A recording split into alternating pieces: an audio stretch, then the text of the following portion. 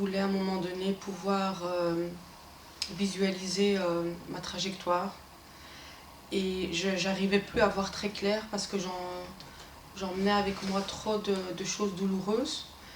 Ce que j'ai appris par ce stage, c'est que la respiration peut nous aider à maîtriser nos pensées, à maîtriser nos émotions et peut nous aider aussi à essayer de ne pas sombrer à chaque fois dans la crise émotive. Et tout nous paraît insurmontable en fait. Et je souffre beaucoup de problèmes d'insomnie, je dors très mal parce que j'angoisse quand je vais au lit. Et une fois que j'arrive dans mon lit, c'est l'endroit le plus calme de la maison, c'est le moment le plus calme de la journée.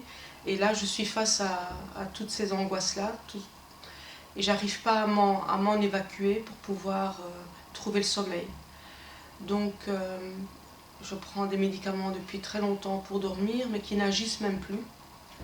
Et j'aimerais apprendre à pouvoir faire autrement pour pouvoir dormir, pour pouvoir récupérer, pour pouvoir reprendre de l'énergie et pour pouvoir reprendre surtout, continuer à garder confiance en moi et à avancer dans mon parcours de vie.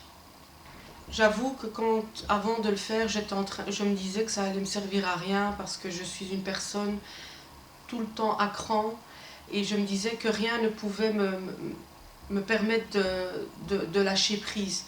Je me disais que même si les médicaments ne me permettaient pas de lâcher prise, ben sûrement pas la respiration ou la méditation. Et aujourd'hui, j'ai été surprise par beaucoup de réactions face à des exercices. Et donc je me dis que si ça a fonctionné pour moi, ça peut fonctionner pour beaucoup de personnes. Et moi, je pense particulièrement aux personnes qui sont dans la souffrance, dans la douleur, comme moi, qui sont meurtries, parce qu'elles ont perdu un enfant ou parce qu'elles s'inquiètent pour leurs enfants qui ne sont plus là. Mais c'est surtout pour les personnes qui sont constamment paralysées par le drame, par le passé, et qui les empêchent de vivre le présent, et qui les empêchent aussi de se projeter dans l'avenir.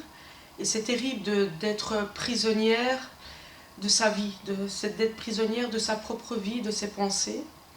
Et de ce fait-là, on ne profite même plus de ce qu'on vit, on ne profite plus du moment, on ne profite plus de ses autres enfants, on ne profite plus de sa famille, et on passe à côté de plein de choses. Et ça rajoute encore plus de remords.